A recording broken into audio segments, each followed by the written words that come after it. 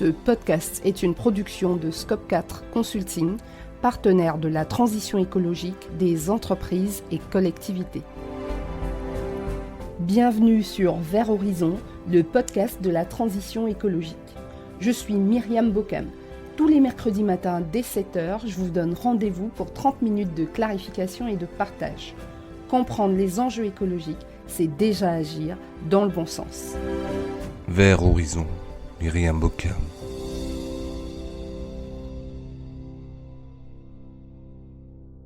Bonjour à tous. L'épisode de ce jour porte sur la décarbonation des transports et plus particulièrement sur les motorisations les plus compatibles avec la crise climatique. Imaginez un instant nos routes sans le vrombissement des moteurs diesel, nos villes sans nuages de pollution. C'est le défi que nous devons relever pour lutter contre le changement climatique. Le transport routier, c'est environ 30% des émissions de gaz à effet de serre en France. Un chiffre que l'on ne saurait négliger. Cette donnée place le transport sur le podium des secteurs les plus polluants avec l'énergie, y compris la production d'électricité et le bâtiment. Non seulement nos modes de transport motorisés polluent l'air que nous respirons, mais ils consomment aussi une grande partie de l'énergie que nous tirons des ressources fossiles. Les transports subissent une double pression dans la crise climatique que nous traversons. Ils doivent à la fois tenir compte de la raréfaction progressive des énergies fossiles et réduire l'ampleur de la pollution générée.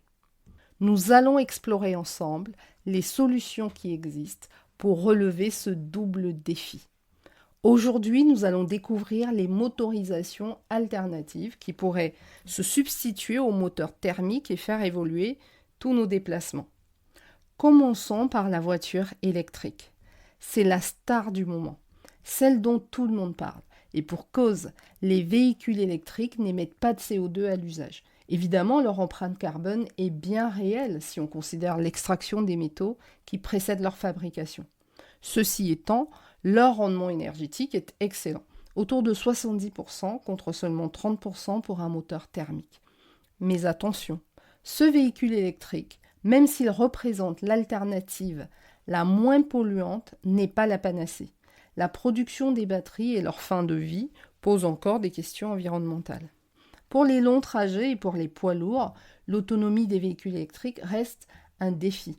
Personnellement, comme d'autres usagers de véhicules électriques, j'ai dû faire preuve d'une rude organisation pour partir en vacances cet été. Il fallait choisir une destination pas trop lointaine, éviter les autoroutes car avec l'électrique, moins vite on roule, plus loin on va. Il fallait également localiser les bornes éventuelles sur le trajet et à destination.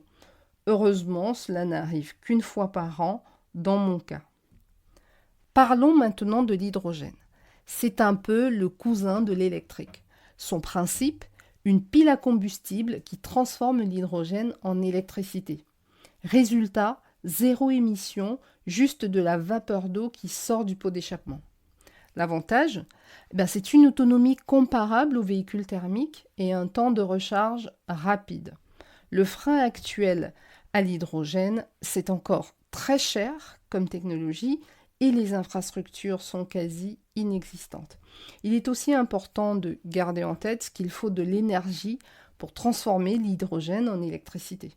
C'est rarement le cas, mais l'énergie consommée pour transformer l'hydrogène peut être une énergie renouvelable, c'est-à-dire issue du soleil ou du vent, par exemple.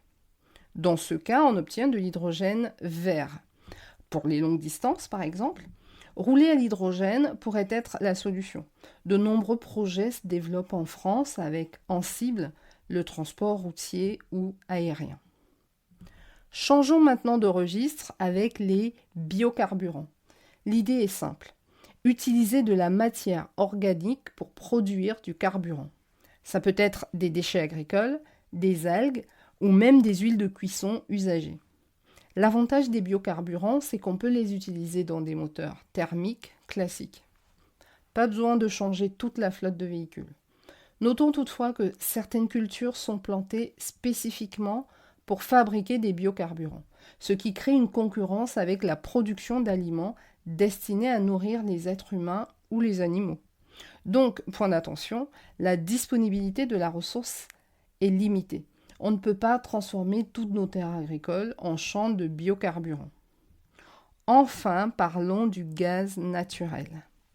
Qu'il soit comprimé ou liquéfié, le gaz naturel offre une alternative intéressante, surtout pour les poids lourds. Il permet en effet de réduire les émissions de CO2 et de particules fines par rapport au diesel. Mais ne nous emballons pas, ce n'est qu'une solution de transition parce qu'en effet, à long terme, il faudra passer à du biogaz ou à du gaz de synthèse pour vraiment décarboner. En effet, le gaz naturel est bel et bien une énergie fossile, donc en quantité finie et limitée sur la planète. Alors vous vous demandez peut-être, mais quelle est la solution miracle ? Eh bien, il n'y en a pas. Chaque technologie a ses forces et ses faiblesses, comme nous venons de le voir. Le choix dépendra du type de véhicule, de son usage, du contexte local. Pour les voitures particulières et les trajets urbains, l'électrique semble tout de même avoir de beaux jours devant lui. Pour les poids lourds et les longues distances, l'hydrogène et le gaz pourraient tirer leur épingle du jeu. Les biocarburants, quant à eux, pourraient servir de solution transitoire. Mais attention, la technologie n'est pas tout. Pour vraiment décarboner nos transports, il faut repenser toute notre mobilité, développer prioritairement les transports en commun là où c'est possible, train, tramway, bus, favoriser le vélo et la marche qui par ailleurs améliorent notre santé, optimiser la logistique et l'infrastructure pour protéger les piétons et les cyclistes. C'est tout un écosystème à réinventer. Et n'oublions pas l'aspect social. Cette transition va en effet bouleverser toute la filière automobile. Il faut former les mécaniciens, adapter les usines, repenser les modèles économiques. C'est un défi mais aussi une opportunité de créer de nouveaux emplois de la transition écologique. Alors à quoi ressemblera le transport de demain ? Probablement à un mix de toutes ces solutions. Des voitures électriques silencieuses dans nos villes, des camions à hydrogène sur nos autoroutes, des bus au biogaz. Ce qui est sûr, c'est que la transition est en marche. Les constructeurs investissent massivement, les pouvoirs publics mettent en place des incitations, comme le leasing social pour les véhicules électriques à 100 € par mois, ou encore des contraintes, comme l'arrêt de la commercialisation des véhicules thermiques neufs en 2035. Et nous, les consommateurs, nous sommes de plus en plus sensibles à tous ces enjeux. Nous percevons bien que nous devons moins nous déplacer, si possible en transport en commun, et encore si possible en polluant le moins possible. En conclusion, la décarbonation des transports, c'est un défi immense, mais c'est aussi une formidable opportunité de réinventer notre mobilité, de la rendre plus propre, plus efficace et plus inclusive. Chacun de nous a un rôle à jouer dans cette transition, que ce soit en choisissant des véhicules plus propres, notamment pour remplacer les flottes des entreprises et des collectivités, ou encore en privilégiant des mobilités douces quand c'est possible, ou simplement en étant conscient de l'impact de chacun de nos déplacements. Le transport de demain se construit dès aujourd'hui et nous en sommes tous les acteurs. Notre épisode est à présent terminé.